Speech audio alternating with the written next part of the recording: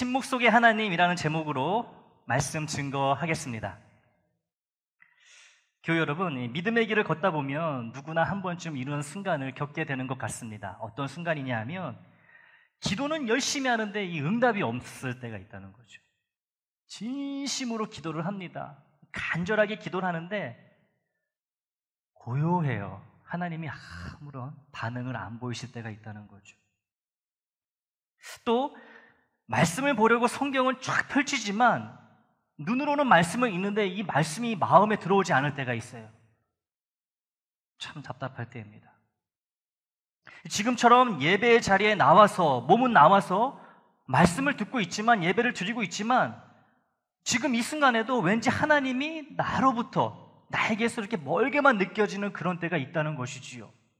이런 경험을 해보신 분들이 많을 거라고 생각을 합니다.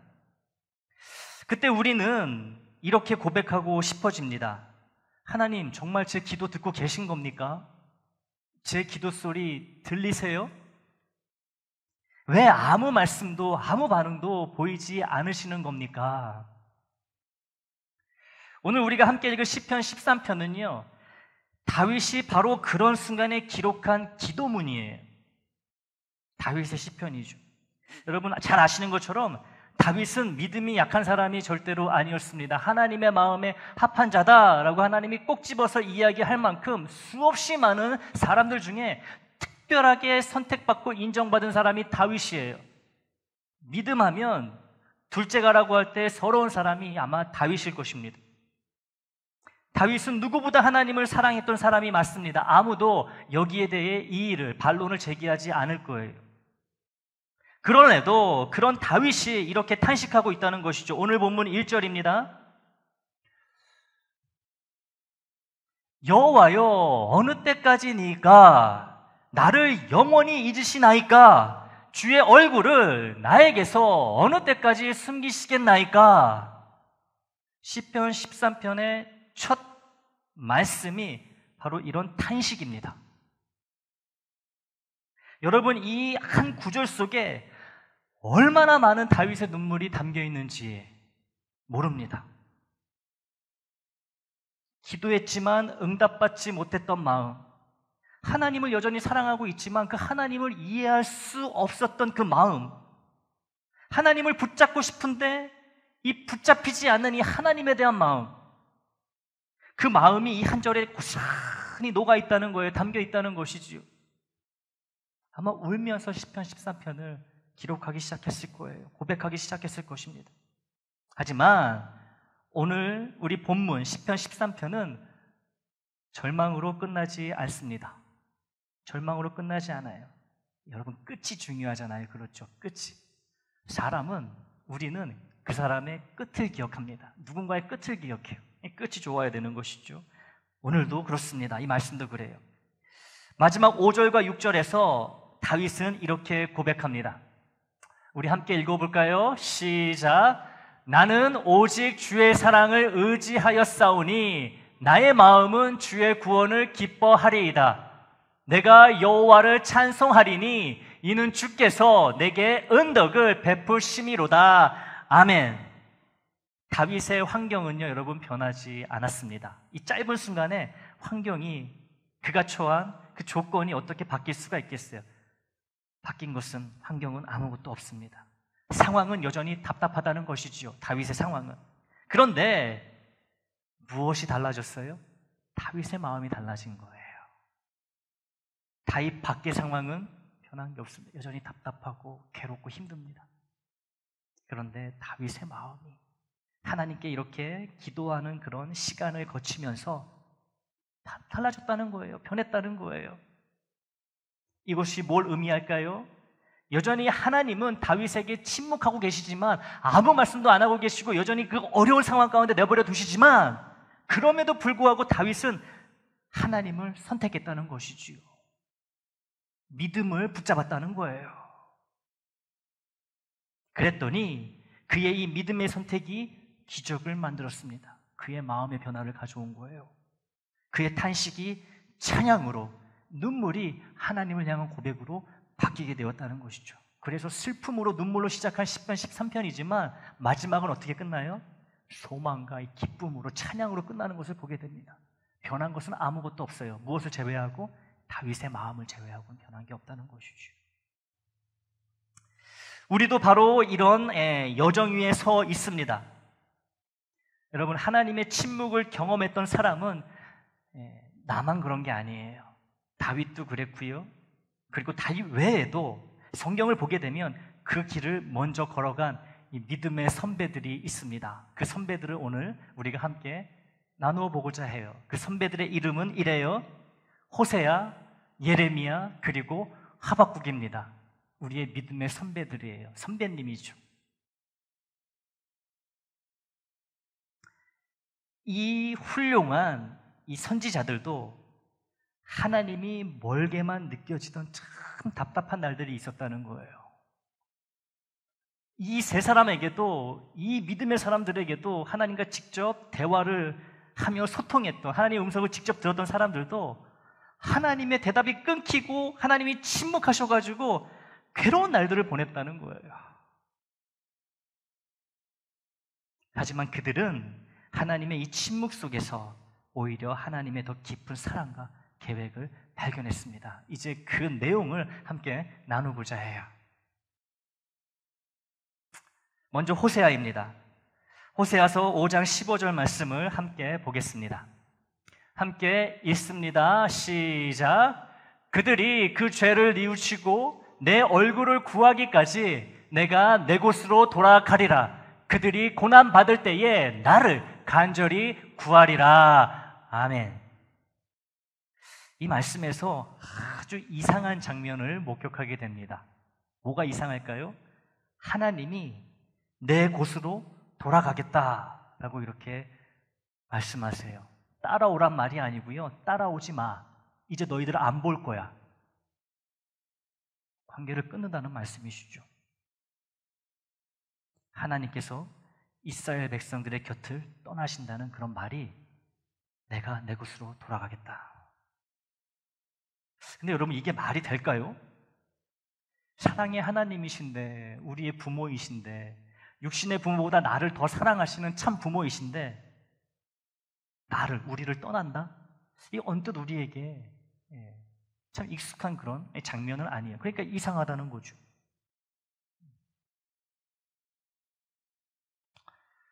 떠나신다니, 우리를 계속해서 영원히 버리신다는 그런 의미가 될까요? 참 머리가 복잡해집니다. 이 말씀을 보게 되면. 아마 이 말씀을 처음 보는 분도 계실 거예요. 왜냐하면 우리가 이 말씀은 별로 기쁨으로 받아들일 수 있는 말이 아니거든요. 늘 내 곁에 붙어 계시고 내가 아무리 엄한 곳에서 막 헤매고 있어도 그냥 끝까지 찾아오시는 그런 하나님을 우리는 바라고 기대하고 믿고 있는데, 나 이제 너희들 안 볼 거야. 너 안 볼 거야. 나 이제 네가 찾을 수 없는 곳으로 그냥 쑥 들어가 버릴 거야. 이 말씀 들었어도 기억을 잘 안 하고요. 이상하다는 거죠. 별로 이렇게 달가운 말씀은 아니에요. 그런데 여러분, 여기에 이 놀라운 반전이 기다리고 있습니다. 놀라운 반전. 이 말씀을 자세히 보시면요, 방금 읽은 말씀을 자세히 보시면 하나님이 분명한 목적을 가지고 말씀하시는 걸 볼 수가 있어요. 목적이 있습니다. 그들이 그 죄를 뉘우치고 내 얼굴을 구하기까지라는 이 말씀이 있습니다. 하나님의 말씀.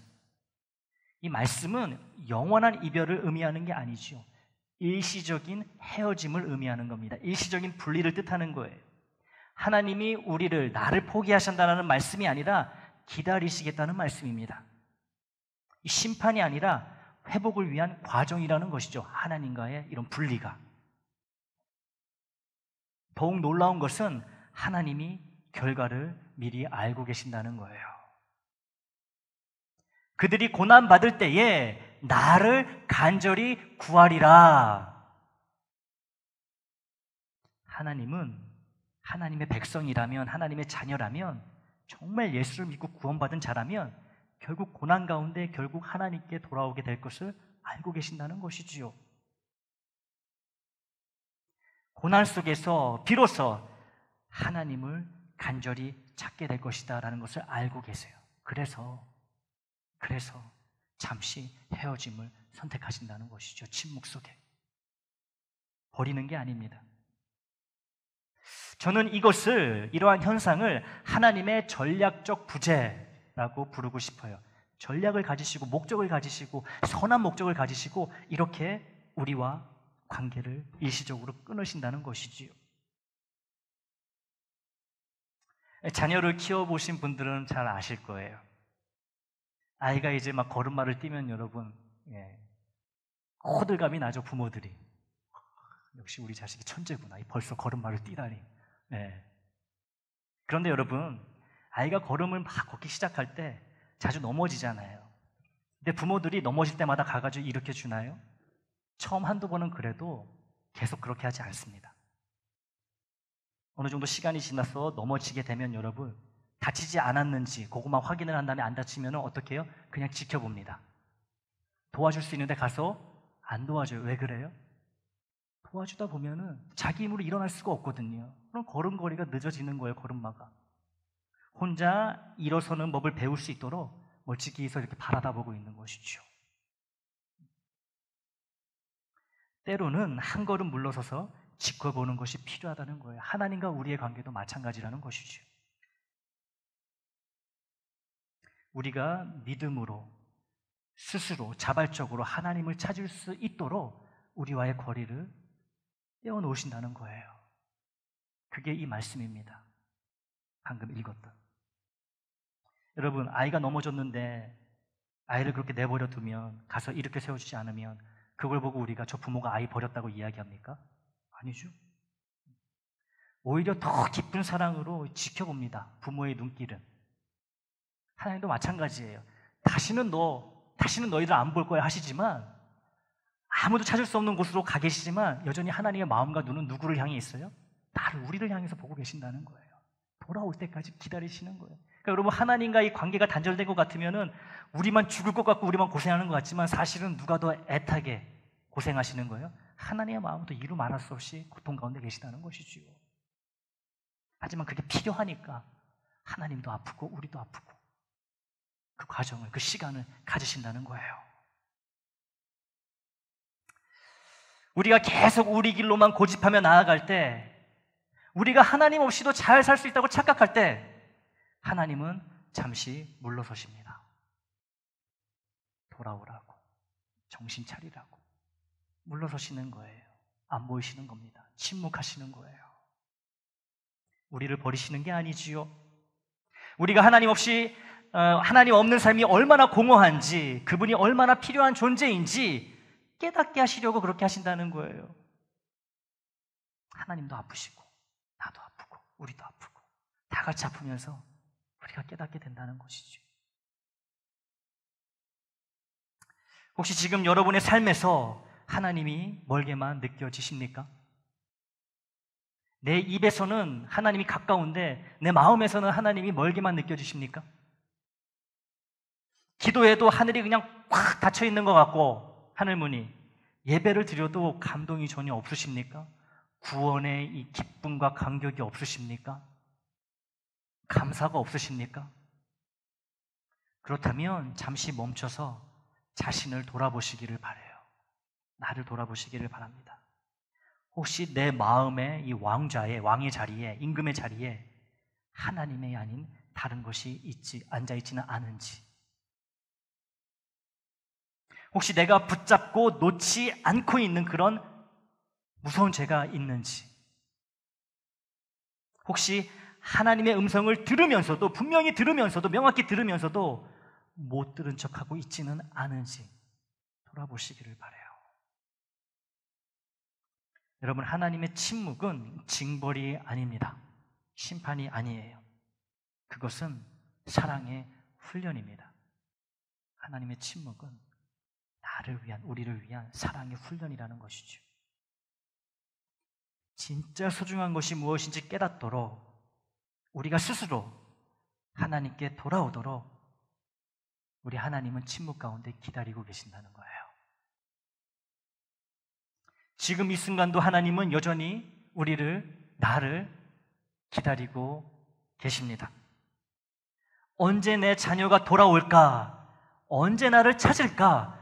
그 간절한 아버지의 마음으로 우리 하나님 기다리고 계세요. 호세아 선지자를 통해서 우리가 알 수 있는 것은 바로 이거라는 것이죠. 하나님의 침묵을 통해서. 이제 두 번째 선지자 예레미야를 만나보겠습니다. 예레미야 애가 3장 8절에서 이 예레미야의 절규를 함께 말씀을 통해 들어보기를 원합니다. 함께 예레미야 애가 3장 8절입니다. 네, 제가 읽어보겠습니다. 얼마나 이 절규하고 있는지 한번 보세요. 내가 부르짖어 도움을 구하나 내 기도를 물리치시며, 목청이 터져라. 목소리가 안 나올 정도로 하나님께 도와달라고 막 간절히 그냥 기도하는데 하나님의 반응은 뭐예요? 하나님이 내 기도를 물리치신다는 거예요. 물리치신다. 이 물리치신다. 이 우리 말을 영어 성경으로 한번 봤더니요, 이렇게 기록되어 있더라고요. He shuts out my prayer. Shut out. 하나님이 기도의 문을 꽝 하고 닫아버리셨다는 얘기가 내 기도를 물리치셨다는 의미. 그러니까 여러분, 예레미야가 이런 지금 상황 가운데 있습니다. 너무나 급박해서 너무나 위기의 순간이어가지고 막 간절히 기도하는데 하나님이 기도의 문을 꽝 닫아버리신 거예요. 마치 귀에 들리듯이 꽝 하고 기도의 문을 닫고 안 들어주신다는 거죠. 침묵하신다는 거예요. 근데 여러분, 이게 누구의 이야기라고요? 누구의 기도라고요? 예레미야입니다. 예레미야. 엄청난 선지자입니다. 엄청난 하나님의 사람이에요. 예레미야는 어린 나이에 선지자로 부름을 받고요, 40년 이상을 하나님의 말씀을 전했던, 증거했던 사람이었습니다. 하나님의 말씀만 전했던 사람이 예레미야예요. 40년 이상을. 거짓 평화를 외치는 거짓말장이들과 홀로 맞서 싸웠고 그 대가로 이스라엘 동족에게 배척을 받았으며 감옥에도 갇혔어요. 심지어. 그리고 고향 사람들까지, 마지막 보루라고 할 수 있는 이 고향 사람들까지 이 예레미야를 죽이려고 했습니다. 하나님의 말씀을, 진리를 전한다고 해가지고. 이랬던 사람이 예레미야예요. 누구보다도 가까웠던 사람이 예레미야입니다. 그런데 이 예레미야가 이토록 신실했던 하나님의 종이 하나님의 침묵 앞에서 무너져 내리고 있습니다. 방금 읽었던 말씀 보게 돼요. 예레미야 15장 18절에서는 한 걸음 더 나아갑니다. 예레미야 15장 18절이에요. 이렇게 고백합니다. 주께서는 내게 대하여 물이 말라서 속이는 시내 같으시리이까. 하나님을 속이는 시내 같다라고 이렇게 고백하고 있어요. 여러분, 속이는 시내, 이 표현을 보십시오. 이 사막의 여행자가, 여러분, 사막을 여행할 때 가장 필요한 게 뭐겠어요? 물이죠, 물. 이 사막을 여행하는 이 여행자가 이 목마름에 지쳐서 간신히 시내를 찾아냅니다. 그런데 지난번에 왔을 때는 분명 물이 철철철철 흘렀는데 정작 지금 가장 필요한 이 순간에는 물이 다 말라버려가지고 쓸모없는 시내가 되어버렸다는 것이죠. 예레미야는 하나님을 그런 시내에 비유하고 있어요.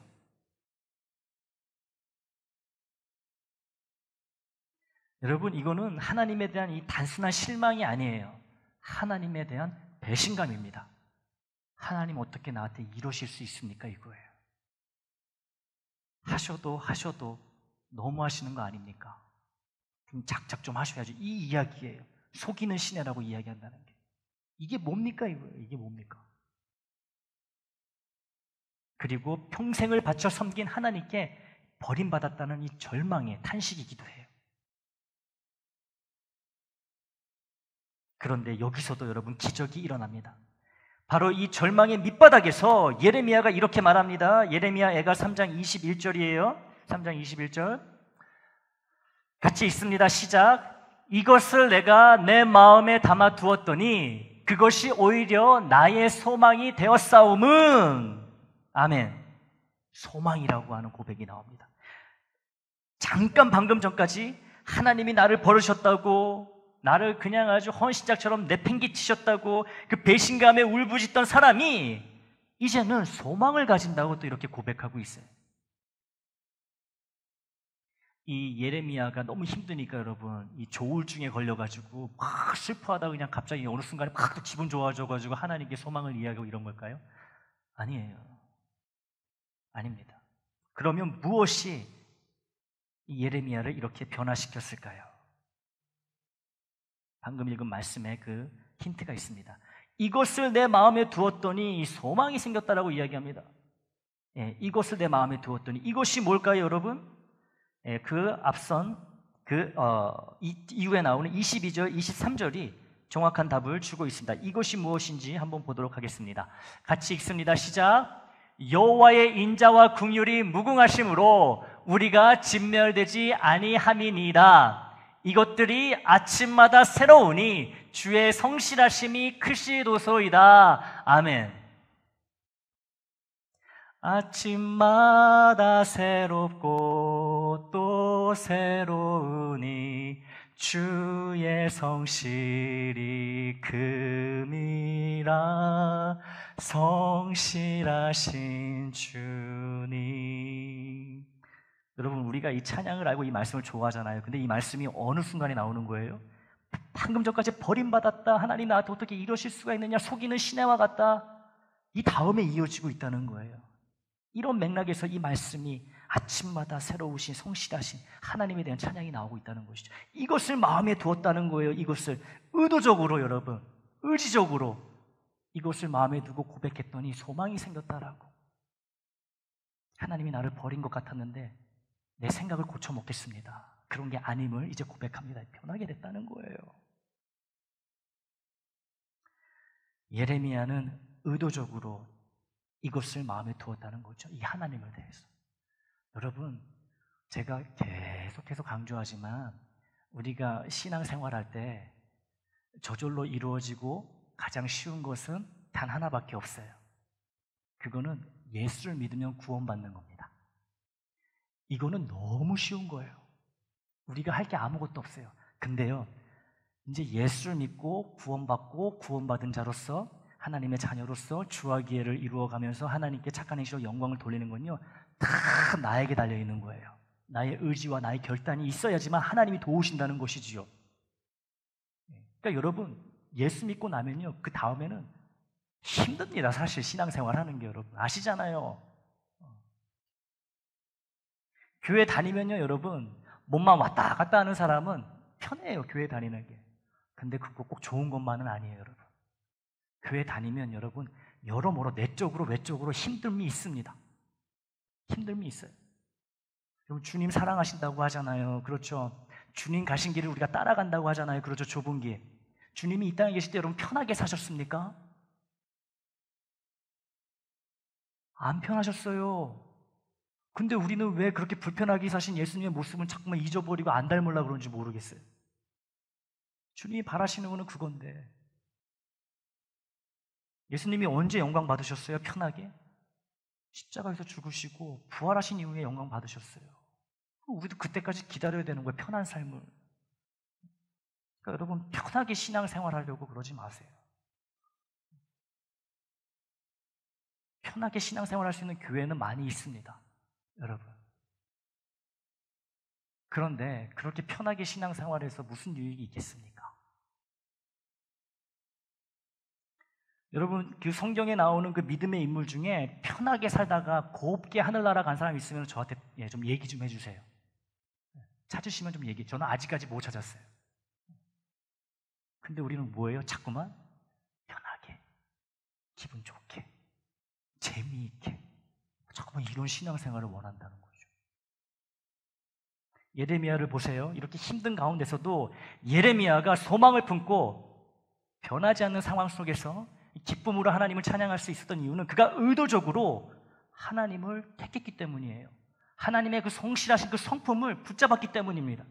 이런 여러분 의도가 있어야 되는 거예요. 이런 여러분 의지가 있어야 되는 겁니다. 저절로 주어지지 않아요. 예레미야는 현재의 아픔에 집중하는 대신 하나님의 변하지 않는 성품을 의도적으로 기억하고 마음에 담았다고 합니다. 하나님의 침묵에 압도되어서 하나님을 원망하는 대신 하나님의 인자하심을 기억하기로 선택했다는 거예요. 닫혀버린 기도의 문을 보는 대신에 아침마다 새로운 하나님의 긍휼을 묵상하기 시작했습니다. 이것은 현실 도피가 아니라 믿음의 결단, 승리를 가져오는 믿음의 결단이라는 것이죠. 여러분 얼마나 결단하고 살아가십니까? 말씀 듣고 결단하십니까? 아, 내가 이렇게 살아야지. 내가 이렇게 기도해야지. 결단하시는지요? 여러분 믿음의 결단이 하나님의 이 침묵을 견디는 비결이 됩니다. 하나님이 내 삶에 안 계신 것 같은 그런 상황에, 그런 때에 그 무거운 중압감과 그 괴로움을 견디는 비결이 뭐라고요? 이 믿음의 결단이라는 거예요. 어려운 상황에, 답답한 상황에 우리의 감정은, 나의 마음은 하나님이 나를 버리셨어라고 외칩니다. 하나님도 너를 버리고, 네 가족도 너를 버리고, 네 교회도 너를 버리고, 네 교회 담임 목사도 너를 버리고, 네 교회 교인들도 다 너 버렸어. 우리의 감정은 자꾸 이렇게 속삭인다는 거예요. 그러나 이 믿음은 이런 감정에 앞서서 아니야, 하나님의 성실하심은, 사랑하심은 여전히 크고 변함이 없으셔 라고 선포한다는 것이지요. 그러니 여러분 믿음의 결단을 해야 되는 거예요. 누가 대신 해주지 않습니다.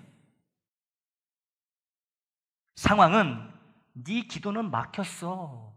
하나님이 기도의 문을 닫으시고 귀를 막으시고 네 기도는 안 들어주셔.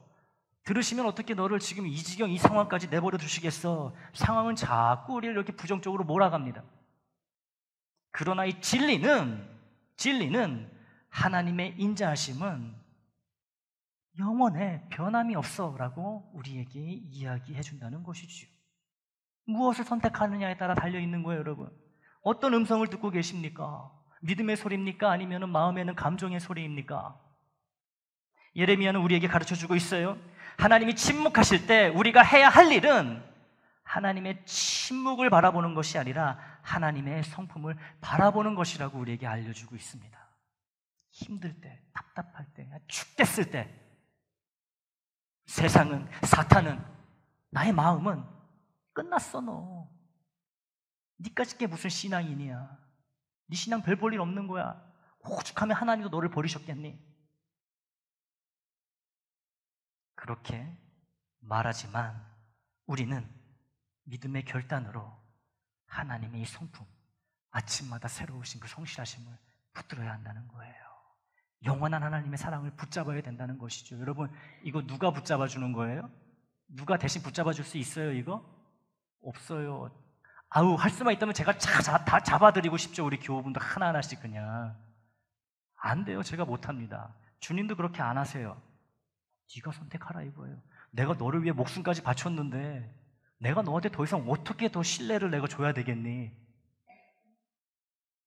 정말 나의 구원을 믿는다면, 사랑을 믿는다면 어떤 소리에 귀를 기울이고 무엇을 붙잡아야 될지 네가 선택해라고 말씀하시는 거예요. 우리가 머뭇거리면 어떡하십니까? 침묵하시는 거예요.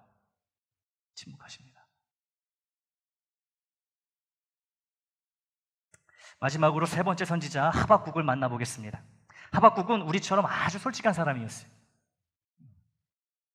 신앙인으로서의, 하나님으로서의 그런 체면을 차리지 않는 사람이었습니다. 하박국 1장 2절을 보면요, 하박국도 이런 고백을 합니다. 여호와여, 내가 부르짖어도 주께서 듣지 아니하시니 어느 때까지이리까? 참, 어떻게 이 세 분의 이 믿음의 선배들, 이 위대한 선지자들이 똑같은 그런 하나님의 침묵과 외면으로 인해서 여러분 이렇게 마음 아파했습니다. 참 놀라운 일입니다. 이 하박국은요, 하나님께 따져 묻습니다. 이 항의했다고 하는 것이 더 맞을 것 같아요. 이런 거죠. 하나님 정말 공의로우십니까? 악인은 번성하는데 왜 의인은 이렇게 고통을 받습니까? 항의하는 거예요. 그런데 하나님 왜 또 침묵하십니까? 이렇게 제가 부르짖는데도 왜 대답하지 않으십니까? 항의합니다. 마지막으로 하나님 왜 그냥 보고만 계십니까? 불의가 판을 치고 있는데 왜 개입하지 않으십니까? 왜 가만히 계시는 겁니까? 항의하는 거예요. 그렇다고 여러분 이 질문들이, 이 하박국이 하나님께 하고 있는 이 질문들이 불경건한 겁니까? 무례한 겁니까? 아니에요. 여러분 이런 모습이 바로 진짜 믿음이라는 거예요. 진짜 믿음. 하나님을 정말로 믿기에, 하나님이 선하시고 공의로우신 분이라는 것을 확실히 알고 있기에 지금의 현실이 이해가 안 되는 것이기 때문에 이런 질문이 터져 나올 수밖에 없다는 것이죠. 여러분, 하나님에 대한 원망도요, 믿음이 있어야지 하는 거예요. 믿음이 없으면 하나님에 대해 원망 안 합니다. 믿음이 없는데 뭐 어디다가 원망합니까? 사람한테 원망이나 하겠죠.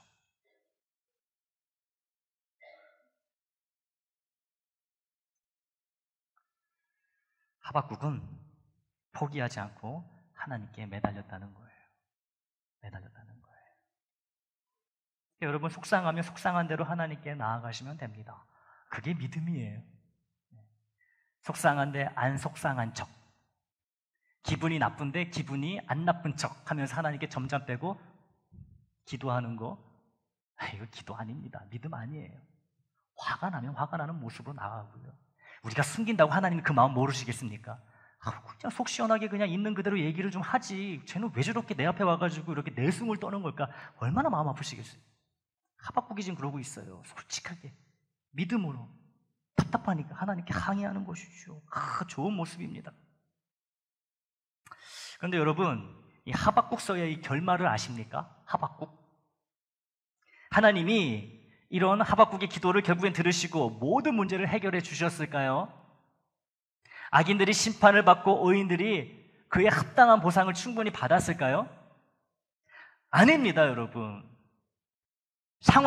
하박국의 상황은 하나도 변하지를 않았어요. 하박국서 끝날 때까지. 왜냐하면 이 바벨론 제국의 침략으로 이 상황은 오히려 더 악화될 것이 불보듯 뻔했기 때문입니다. 상황은 더 악화되기 마련이라는 거예요. 그런데 하박국이 무엇이라고 고백하는지 보시기를 바랍니다. 하박국 3장 17절, 18절인데요. 이 말씀은요, 성경 전체에서 아주 손꼽히는 위대한 믿음의 선언 중 하나가 됩니다. 우리 한번 믿음으로 읽어보겠습니다. 같이 시작. 비록 무화과 나무가 무성하지 못하며 포도나무에 열매가 없으며 감람나무에 소출이 없으며 밭에 먹을 것이 없으며 우리의 양이 없으며 외양간에 소가 없을지라도 나는 여호와로 말미암아 즐거워하며 나의 구원의 하나님으로 말미암아 기뻐하리로다. 아멘. 여러분, 이 말씀만 잘 기억하고 계실 거예요. 익숙하고 좋아하는 말씀일 수도 있습니다. 근데 이 말씀이 어떤 상황에서 어떤 맥락에서 나왔는지 우리가 이제 이해하게 된다는 것이지요. 자, 말씀을 하나씩 좀 간단히 살펴보겠습니다. 비록 무화과 나무가 무성하지 못하며, 이 말은요 이거예요. 내 수입이 끊겨도 이 이야기입니다. 또 포도나무에 열매가 없으며 내 삶에 기쁨이 없어도, 사라져도, 감람나무에 소출이 없으며 건강을 잃어버려도, 밭에 먹을 것이 없으며 일용할 양식이 다 떨어져도, 우리의 양이 없으며 내 재산이 다 날아가 버려도, 외양간에 소가 없을지라도, 내 미래가 답답하고 깜깜하고 막막해도 뭐예요? 나는 여호와로 말미암아 즐거워하며 나의 구원의 하나님으로 말미암아 기뻐하리로다. 상황이 더 나빠지더라도 뭐예요? 그러거나 말거나 나는 하나님 때문에 기뻐하겠다, 즐거워하겠다, 이렇게 선언하고 있습니다. 굉장히 놀라운 믿음의 선언 아니겠습니까, 여러분? 절대로 쉬운 고백이 아니에요. 이런 믿음을 그럼에도 불구하고의 믿음이라고 부를 수 있습니다. 그러함에도 불구하고. 우리 대부분은 좀 이렇게 생각하는 경향이 있는 것 같아요. 순서가 이렇다는 것이죠. 하나님이 먼저 복을 주셔야만 내가 감사하고 찬양할 수 있다라고 우리는 생각하고 있는 것 같아요. 그런데 하박국은요, 이 순서를 뒤집어 버립니다. 어떻게 해요? 아무 것이 없어도, 심지어 있는 것을 다 잃고 빼앗겨도 그럼에도 불구하고 나는 하나님을 찬양하겠다.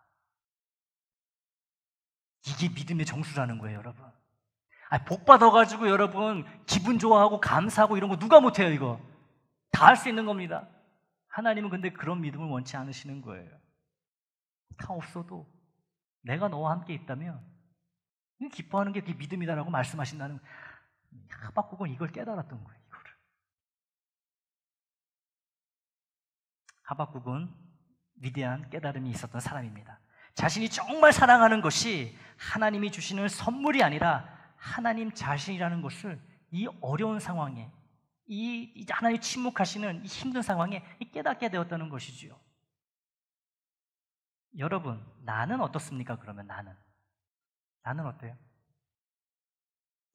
내가 정말로 사랑하고 좋아하고 사모하는 것은 무엇입니까? 여러분, 한번 생각해 보세요. 내가 진짜 좋아하고 틈만 나면 생각하고 사랑하고 사모하는 것은 무엇인가? 그것이 하나님이 주시는 복, 선물입니까? 아니면 하나님 자신입니까? 하나님이 주시는 복을 사모하고 사랑하십니까? 아니면 복을 주시는 하나님, 그 자체를 사랑하십니까? 친구를 사귈 때를 생각해 보세요. 그 친구가 나에게 무언가 유익을 주기 때문에 곁에 두는 것이 여러분 진정한 우정입니까? 내가 뭔가 얻어먹을 것이 있으니까, 받을 것이 있으니까 같이 있으면은, 그래서 그 친구와의 우정을 쌓아갑니다. 근데 그게 참된 우정이에요? 그 친구가 그걸 알고 있으면 여러분 좋아하겠습니까? 이건 참된 우정이 아니죠. 참된 친구는 뭐예요? 그 사람이 나에게 무엇을 해주느냐보다 그 사람 자체를 소중히 여기는 것, 이것이 참된 우정, 참된 친구잖아요. 그렇죠? 뭘 해주든 안 해주든 그냥 좋은 거야. 그게 친구잖아요. 마찬가지입니다. 하나님을 사랑한다는 것은 하나님께 어떤 것을 얻기 위해서가 아니라 하나님이 나의 하나님이시기 때문에 그냥 사랑하는 것, 이게 여러분 참된 하나님과의 관계라는 거예요. 하박국은 하나님을 그렇게 사랑하기 시작했습니다. 그래서 이런 고백을 할 수 있었던 거예요. 하나님이 무엇을 주시든 주시지 않든 하나님 자체가 자신의 기쁨이요 즐거움이라고 이렇게 고백하고 있습니다. 참 놀라운 고백이 아닐 수가 없어요. 그리고 이런 고백이 바로 하나님의 침묵을 이길 수 있는 최고의 무기가 됩니다. 하나님 이렇게 하셔도, 그럼에도 불구하고 나는 하나님의 하나님 되심으로 인하여서, 나에게 구원을 주신 구세주가 되심으로 인하여서 나는 그것만으로 충분합니다. 하나님 사랑합니다. 기뻐합니다. 이래야 된다는 거예요. 이게 믿음이란 것이. 여러분, 상황이 변해야 찬양하는 것이 아닙니다. 찬양하기로 결단하는 것이 믿음이에요. 어떤 상황에서든지. 그러니까 여러분, 삶에 왜 찬양이 없고 감사가 없는지 아세요? 하나님보다 하나님이 주시는 것을 더 사랑하기 때문에 그래요. 그러니 여러분, 신앙생활에 재미가 없는 거예요. 힘도 없고 열심도 없고. 하나님 자체, 이미 모든 것을 주셨잖아요. 예수 안에서 가장 귀한 것을 주셨는데, 그 믿음이 있다면 여러분, 상황이 이렇든 저렇든 기도 응답을 받든 못 받든 상관없어요. 하나님 괜찮습니다. 저에게 하나님이 계시잖아요. 신실하신 하나님이 계시잖아요. 저 하나님께 소망을 두고 그럼에도 불구하고 찬양합니다. 이런 결단이 있어야 되는 거예요. 이런 믿음을 하나님은 찾고 계신다는 거예요. 응답을 받아야만 여러분 감사하는 것이 아닙니다. 감사하기로 선택하는 것이 믿음이에요. 어떤 상황에서도. 여러분, 우리가 안 좋은 일이 있어도 감사하는 교우들이 되기를 원해요.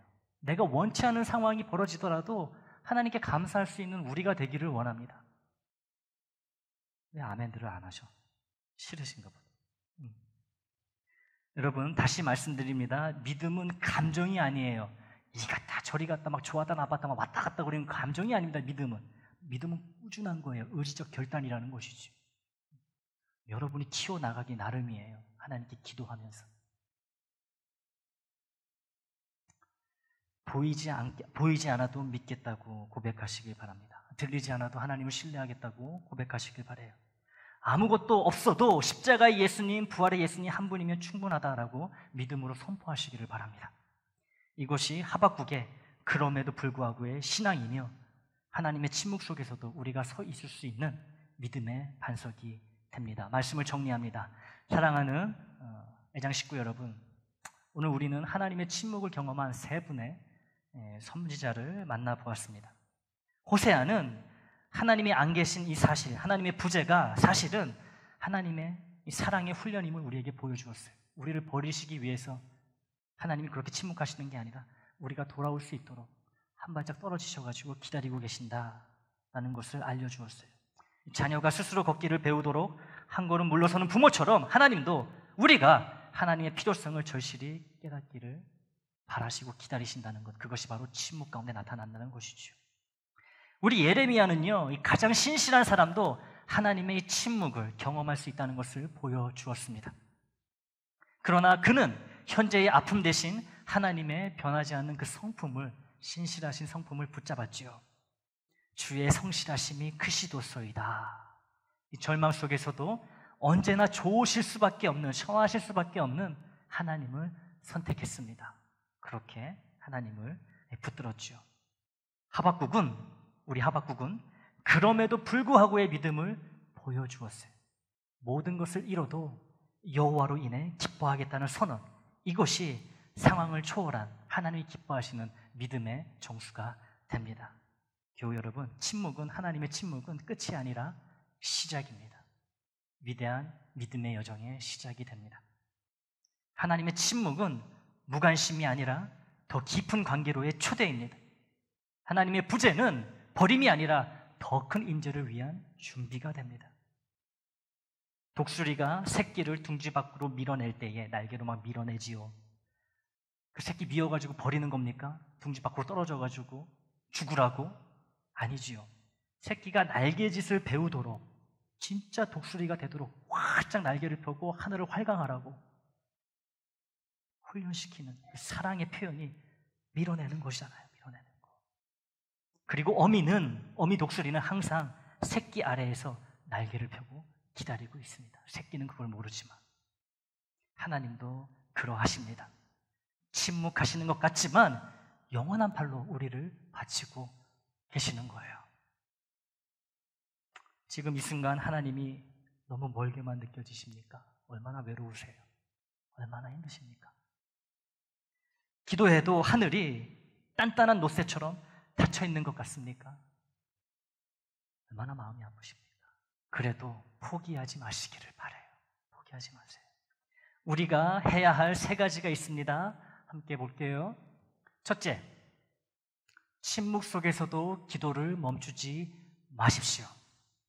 하나님의 응답이 없어도 기도를 멈추지 마세요. 끈질긴 기도가 바로 믿음입니다. 둘째, 하나님의 이 성품을 잊지 마시고 기억하시기를 바랍니다.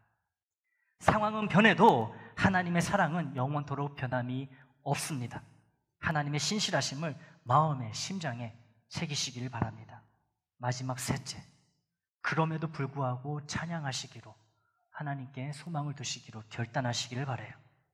찬양은 하나님의 침묵을 깨트리는 가장 강력한 무기가 되기도 합니다. 상황 때문이 아니라 하나님 때문에 찬양하는 여러분이 되시기를 바랍니다. 욥처럼 끝까지 버틴 사람은 결국 하나님의 음성을 듣습니다. 야곱처럼 밤새 씨름한 사람은 새벽의 축복을 받게 되어 있어요. 엘리야의 경우처럼 폭풍 후에 세미한 음성이 가장 분명한 하나님의 음성으로 다가옵니다. 거저되는 거 없어요, 여러분. 열심히 기도하고 사모하고 결단해야 되는 거예요. 우리 함께 이 자리에서 한 목소리로 선포하기를 원합니다. 우리 같이 선포합니다. 시작. 하나님, 침묵 속에서도 주를 신뢰합니다. 보이지 않아도 주를 붙잡습니다.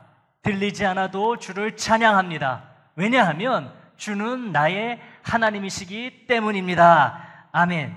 이 고백이 여러분의 고백이 되기를, 이 믿음이 여러분을 침묵의 터널 너머로 인도하여 하나님께로 이끌어 가기를 주님의 이름으로 축원합니다.